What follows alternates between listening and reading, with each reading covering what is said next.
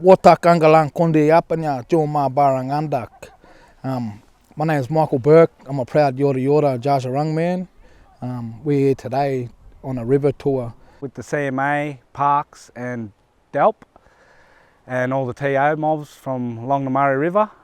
It's been a good morning. We've had a welcome from Barapa and now we're on Jajarung country, and it's very powerful to be here with so many TOs and talking about culture and talking about how we can save or look after the country in a better way that helps our people in the long run. Been a lot of conversation, a lot of interchange of ideas. I think what's been really, to me, the standout is that because it's predominantly traditional owners, just that their sense of openness and ability to, or willingness to talk about their interest and their knowledge and their understanding of land management, water management, and their aspirations for how they get involved in that.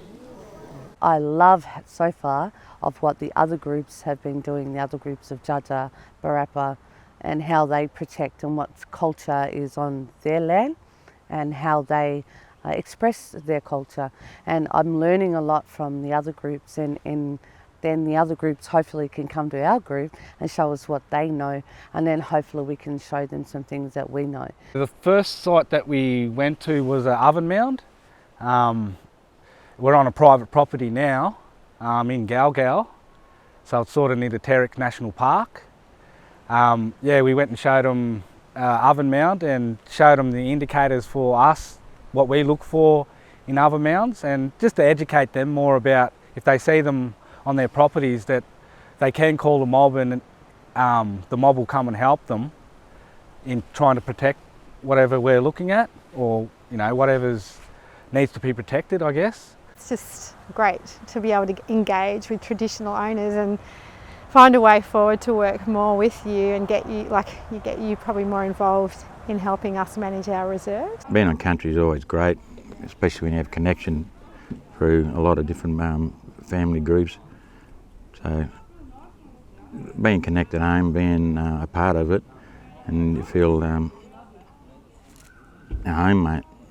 Home is home, and probably go back home to town and you feel a bit out of sort, but when I'm out the bush it's just a great feeling of connection. It's been really good to get out here and see the different techniques and and see the conservation that's actually going on and the work that's actually going in to try and protect certain species and certain wildlife and landscapes and everything like that. And it's been a really good opportunity to come out and actually see what's being done properly. It was a really good day today due to young kids here as well as the old fellas, and working in unity with the local clans groups as well. And what we noticed coming down along the riverway is, there's lots of native grass, rue grass and stuff like that. But as you can see in the colour of the landscape, there's a lot of burning to be done. So lots of browns and stuff where you should be seeing all your purples and your yellows of your murnongs and your chocolate lilies and things like that. But we did see a lot of orange and stuff from your native grasses along the waterway. Little bits of rubbish due to the farmers and floods and stuff, washing the stuff into the water, and all their farm produce coming into the waterway. You could see some of the damage that it's caused, and some of the big hay bales way up in a tree due to the floods in 2016.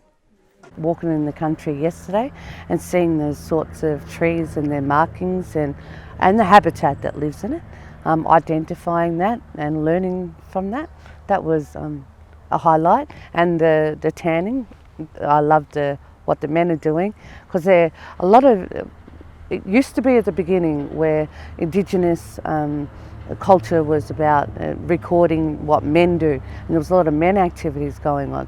But now it's done a flip and it's all about the women and what the women are doing. So I'd like to see more cultural traditional practices for men, and then them exchanging cultural ideas with each other and practices.